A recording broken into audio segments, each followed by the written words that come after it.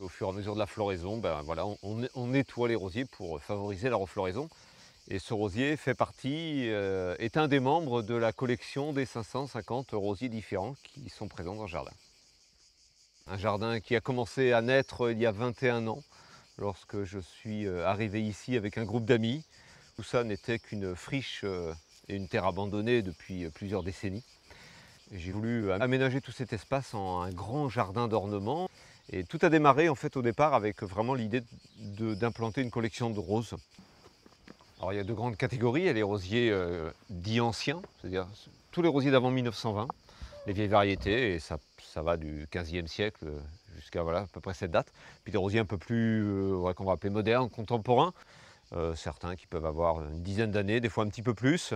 Vendée Globe, donc là un grimpant. Violette parfumée, qui est aussi un grimpant. On est là sur une nouvelle floraison qui arrive, hein, c'est la deuxième floraison qui est en train de se préparer. Donc là, une rose typiquement très parfumée. Et voilà, ces deux beaux rosiers parfumés, d'ailleurs l'un et l'autre, sont venus encadrer la belle porte de l'église, ce portail roman.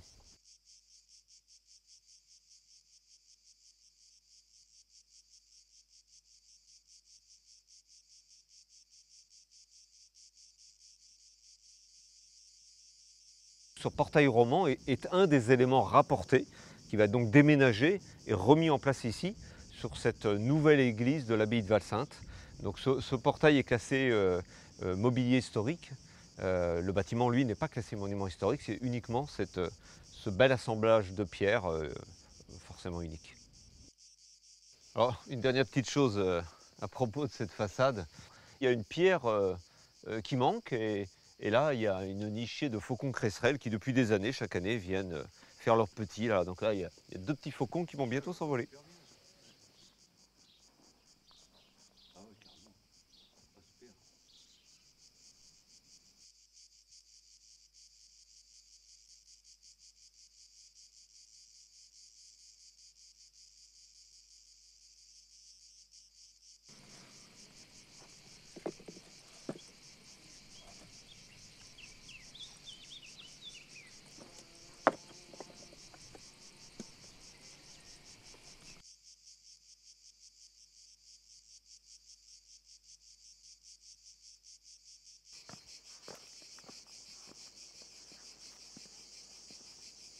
Ça pourrait être un peu un jardin à l'anglaise, mais plus provençal peut-être dans le choix des plantes. On a la monarde, là on a une absinthe, de la bourrache, des euphorbes, des delphiniums. Enfin voilà, il y a même des légumes, hein. Ça c'est un cardon magnifiquement en fleurs.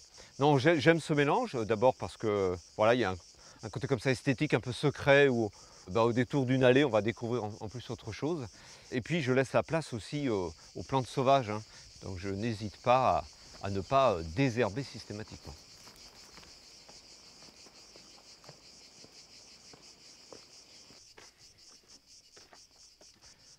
Alors là, ici, il y a quelque chose que je dois absolument vous montrer. C'est ce chêne. Alors, chêne blanc. Euh, Chêne blanc, c'est l'espèce la plus commune ici, hein. C'est ce qui recouvre toutes les collines, hein. Sauf que là, ce chêne, eh bien, il est venu se positionner dans le rocher. Et sa racine, eh bien, s'est enfoncée dans une faille. Il est allé chercher l'eau, hein. Il faut savoir qu'un chêne comme celui-ci peut aller chercher l'eau à 50 mètres, hein. Et puis voilà, il a pris une position où certainement le vent l'a peut-être plié, couché, cassé.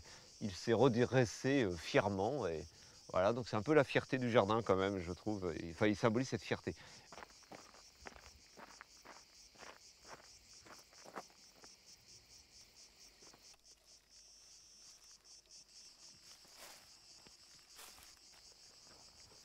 Alors les courgettes, bien évidemment, qui produisent déjà depuis un petit moment. On va pouvoir ramasser celle-là, hein. Alors, on coupe bien la queue, c'est important. Quelques carottes.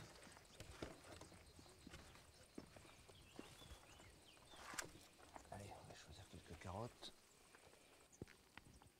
Entre les carottes, eh bien, je suis venu planter déjà des premiers poireaux et quelques petits choux. Voilà, on voit là les choux de Chine. Et en fait, ces choux semblent, je vais, je vais encore y aller avec précaution, mais ils semblent mieux résister parce qu'ils sont au milieu des carottes et que la carotte dégage une odeur assez forte. Le poireau, lui aussi, dégage une odeur assez forte, un peu une odeur d'ail. et que l'un et l'autre eh bien, repoussent les insectes, on va dire, qu'on pourrait appeler nuisibles de l'autre. Voilà, ça y est, celle-là, hop, on va pouvoir la prendre. Elle a pris sa couleur. C'est vraiment les premières, hein, on commence tout de suite.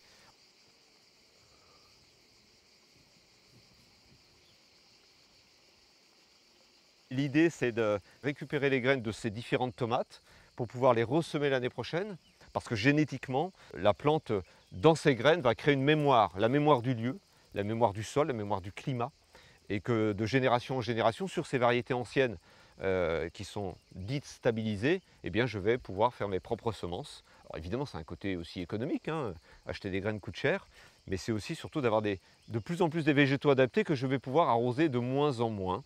Hein, l'idée, peut-être même se passer éventuellement d'arrosage sur des tomates, c'est possible. La belle arlésienne, c'est une petite tomate. J'ai vu que là aussi, elle commençait.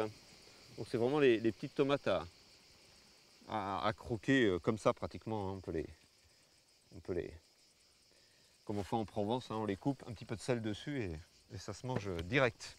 De toute façon, un jardin, c'est vraiment fait pour le partage. Moi, j'ai toujours vécu comme ça.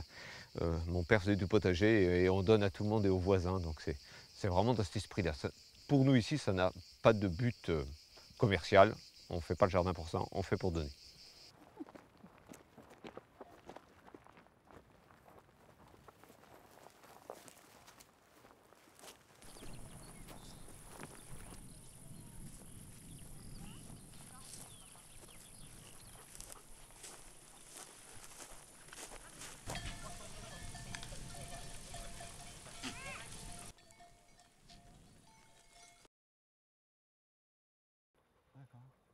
Tout est mélangé. Il manque que les boucs, hein, eux viendront plus tard. Alors les petites, elles têtent les mamans. Ouais. Un gâté. Regarde, j'avais un beau cadeau. La poésie des jardins qui rencontre la poésie des collines. Une caisse de fromage, j'ai essayé de mettre un petit peu tout ce que nous faisons. La figue, le revetin, le ventoux. Et ici nous avons les 3 boules sont des roves, poivre, herbes, paprika. La présentation est plutôt magnifique, très originale. Ce qui est terrible, c'est qu'on n'ose pas les abîmer. Oh. Donc on peut remplacer le pain par des tranches de courgettes. Oui. Hein.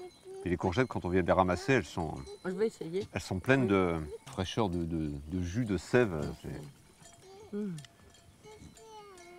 Avec le rove poivre, là j'aime beaucoup. On va essayer avec le paprika.